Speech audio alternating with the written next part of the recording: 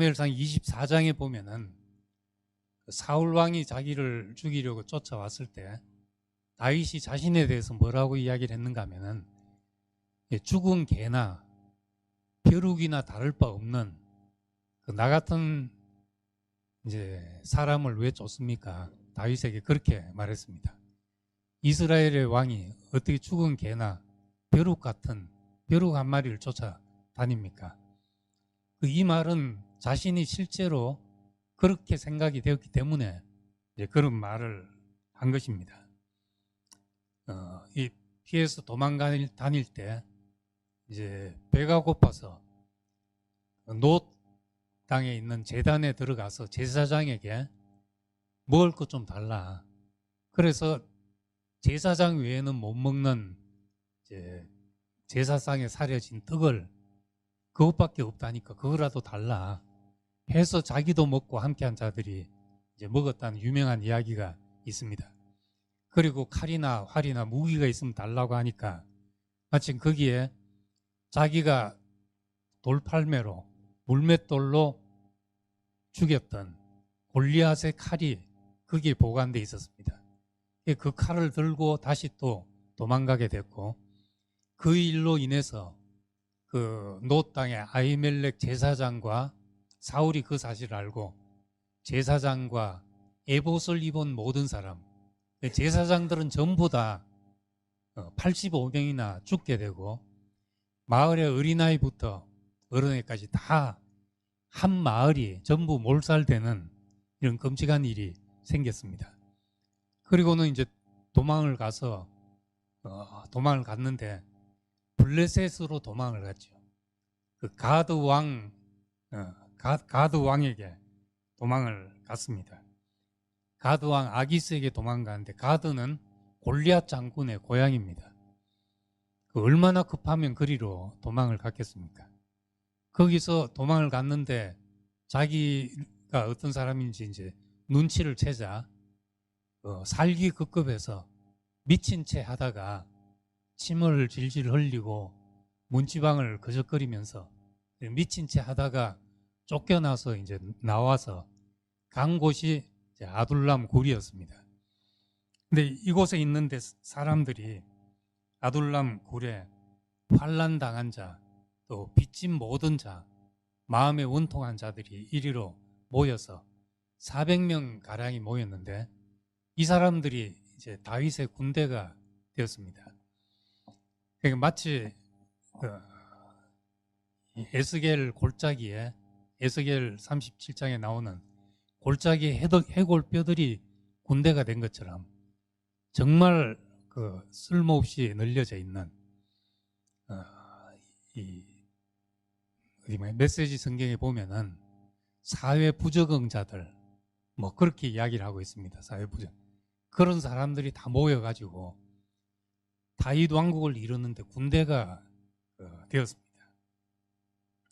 왜 이 사람들이 여기에 모이게 되었는가? 그냥 뭐 서로 신세 한탄 같이 하다 보니까 모인 것이 아니고 쫓겨났을 때 가드 왕 아기스에게서 쫓겨났을 때 그때 신경을 노래한 게 유명한 시편 34편입니다. 거기 보면 34편에 이제 설명을 그렇게 해놓고 있습니다.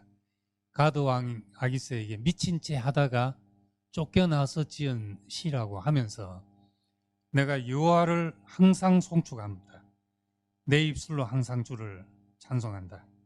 내 영혼이 주를 자랑한다. 공고한 자들이 이를 듣고 기뻐하리라 이렇게 말합니다. 그러니까 그 상황에서 다윗의 깊은 속에 하나님에 대한 찬송과 감사와 그 자랑이 그 속에 있었던 사람이죠.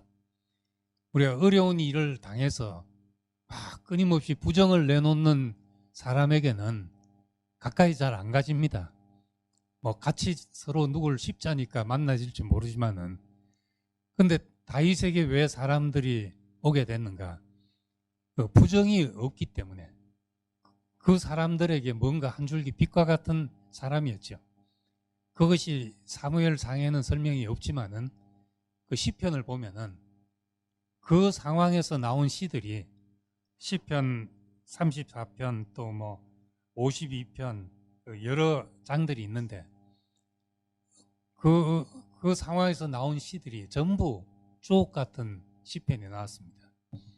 그래서 거기에 너는 주의 선하심을 맛보아 알지어다 그런 말도 나오고, 젊은 사자는 궁핍하여 줄일지라도 여호와를 찾는 자는 모든 좋은 것에 부족함이 없다, 이런 말씀도 그 상황에서 나왔습니다.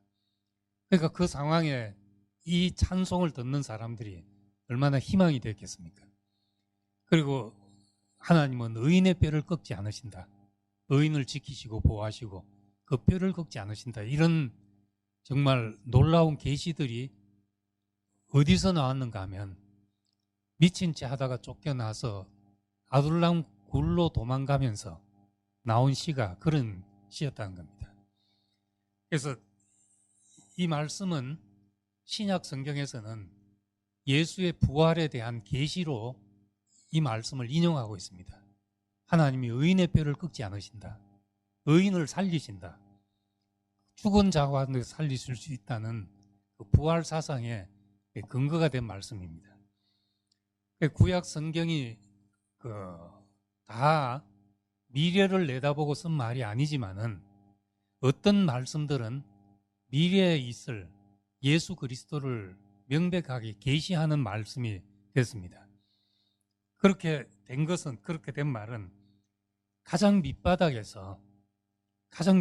있는 사람이 그리스도의 어떠함이 그에게 보여지기 때문입니다. 처녀가 잉태하여 아이를 낳을 것이니 그 이름을 임마누엘이라 할 것이다 하는 이사야 7장의 그 말씀도 사실은 풍전등화 같은 이스라엘의 운명 속에서 나온, 유다의 운명 속에서 나온 말씀이잖아요. 그러니까 그런 상황이 되면은 그리스도, 그 상황에서 어떤 이야기를 했는데 그것이 그리스도를 계시하는 것이 되었던 겁니다. 우리 인생이 하나님의 말씀을 담고 표현하는 그릇인데, 우리가 좋을 때 찬송이 나올 수도 있고 한데 어떨 때 가장 그리스도가 그 사람에게서 명백하게 보이는가? 다윗의 지금 사무엘상 22장 같은 상황, 이런 상황, 이사야 7장 같은 상황, 그 상황은 가장 어두운 상황인데 가장 그리스도가 명백하게 계시된 그런 모습을 보게 됩니다. 오늘은 하늘이 아주 파래, 나의 앞에 있는 네 모습도 눈부시기만 해. 세상은 따뜻해, 나의 곁에 있는 너로 변하지 않는